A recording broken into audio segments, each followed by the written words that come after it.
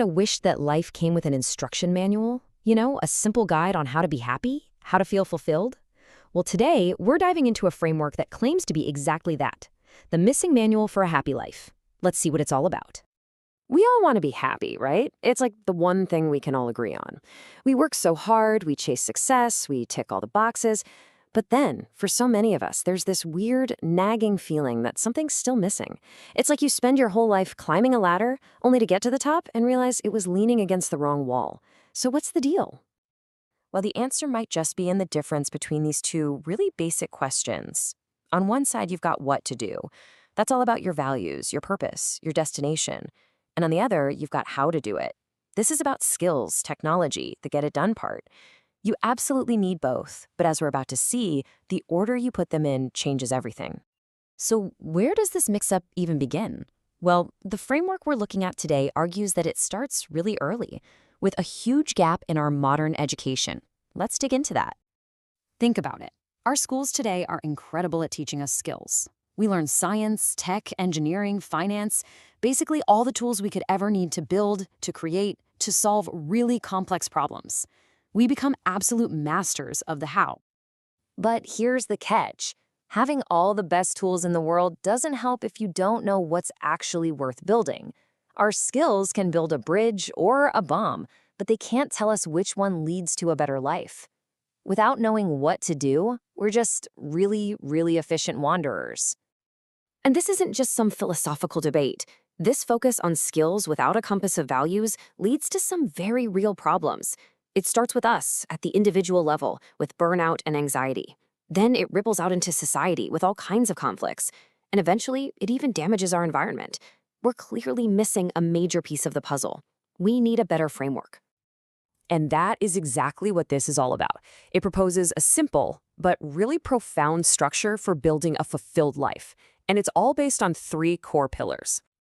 Okay, take a look at this. This diagram basically lays out the entire idea. You can see 3 distinct parts, and here's the crucial bit. Their priority is non-negotiable.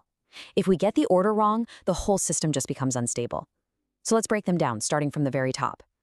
So at the very top, priority number 1 is right understanding. Think of this as your internal compass.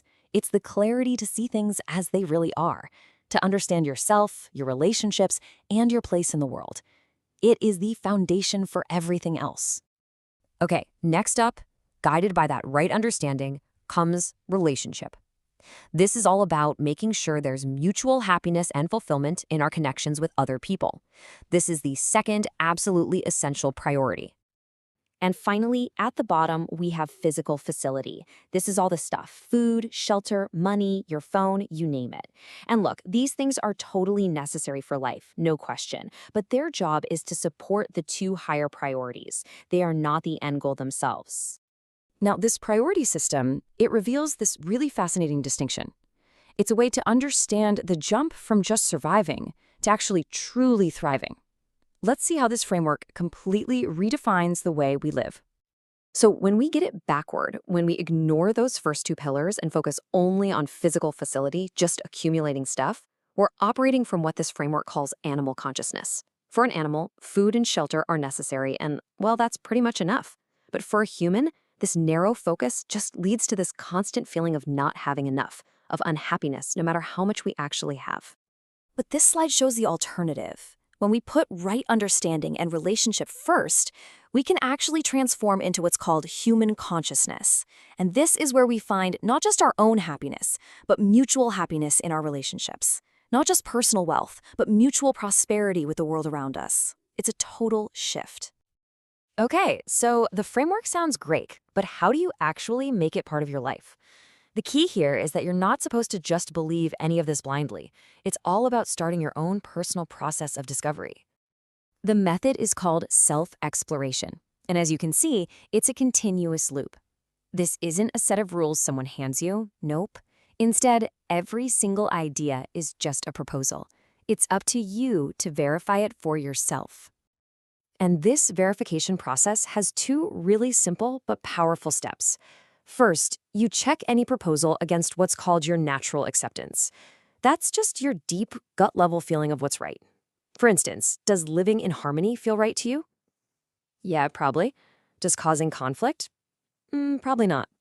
And second, you have to validate it in your own life. When you try to live this way, does it actually lead to more harmony? So really, self-exploration is just an internal dialogue. It's this ongoing process of trying to align what I am, our current habits, our assumptions, our programming, with what is naturally acceptable to me, which is that core, unchanging desire we all have for harmony. Now, when you start to engage in this process, something pretty amazing starts to happen.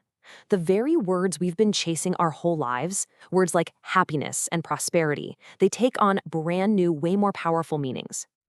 So happiness is no longer just that fleeting excitement you get when something good happens. It's redefined as a continuous state of being. Simply, to be in harmony. Harmony inside yourself and harmony with the world around you.